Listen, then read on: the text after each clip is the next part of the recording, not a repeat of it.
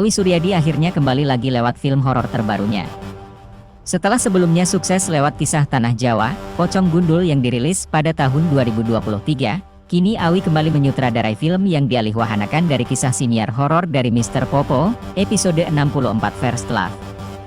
Mengadaptasi salah satu kisah paling populer, First Love, dalam siniar bernama sama, Do You See What I See, memang bukan terobosan baru dalam horor Indonesia.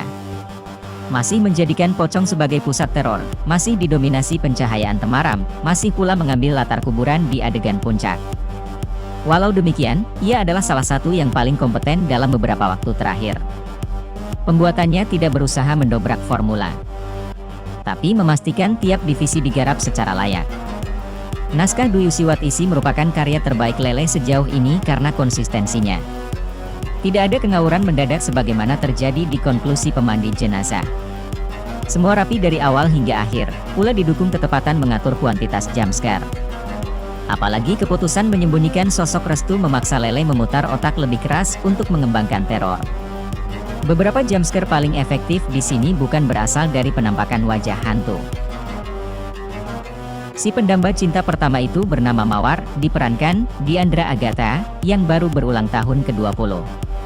Meski memiliki sahabat-sahabat setia seperti Faye, diperankan Shenina Cinnamon, dan Kartika, diperankan Sonia Alisa, Mawar tak juga memiliki kekasih. Kondisi itu berubah setelah Mawar berziarah ke makam orang tuanya.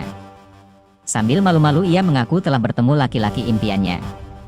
Sayangnya itu bukan awal kebahagiaan, sebab tingkah laku Mawar yang sebelumnya ramah mendadak berubah jadi aneh. Faye dan Kartika curiga keanehan itu disebabkan oleh pacar barunya yang dipanggil Mas Restu. Sebagai penonton, kita sudah lebih dulu tahu bahwa Mas Restu bukan manusia, melainkan pocong. Tapi kesan misterius tetap terjaga, sebab naskah buatan Lele Laila memilih untuk menyembunyikan wujud si hantu sampai menjelang babak akhir.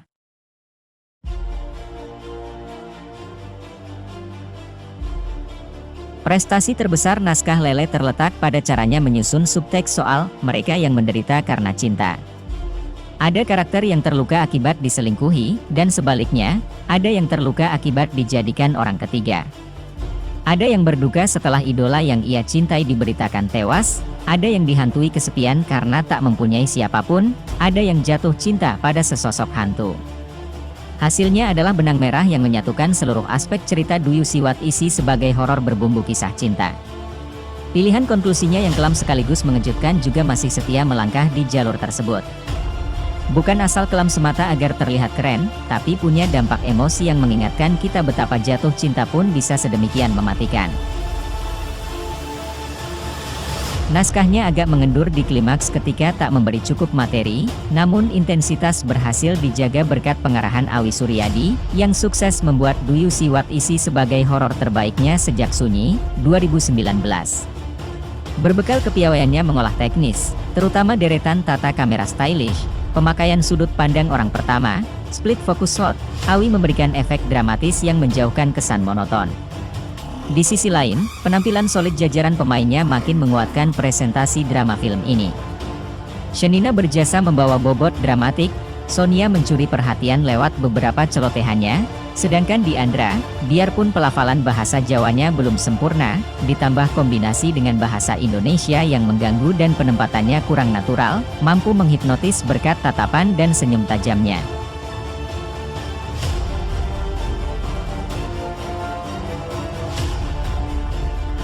Film horor idealnya dibuat untuk menakut-nakuti, tapi bagaimana jika film horor ternyata punya potensi lebih?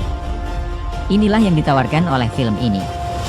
Kita semua akan terbawa suasana bohemian menjadi anak kampus yang riang gembira karena semua momen dirasakan bersama sahabat, baik suka maupun duka. Karakter Mawar dengan tampilannya, berhasil menghipnotis kita dengan aktingnya sebagai anak gadis polos yang baru saja berulang tahun ke-20. Paras cantik dan tingkah manisnya membuat kita tidak berlama-lama untuk dapat menaruh rasa simpati padanya.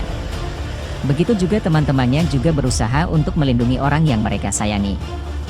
Nuansa coming of age berbalut horor inilah yang merupakan pembeda film ini dengan film-film sejenis yang menekankan sisi religi sebagai dasar narasinya.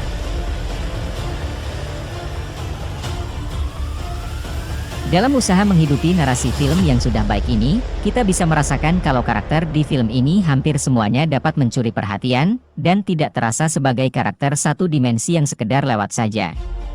Sebagai contoh, V muncul sebagai sosok gadis yang tegas, straight to the point dan jadi kapten di geng ini. Lalu ada Kartika yang seorang penyiar radio kampus yang mempunyai kecintaan terhadap Tupac Shakur, dan Donna yang merupakan teman satu kos mereka yang serba mau tahu gosip terbaru.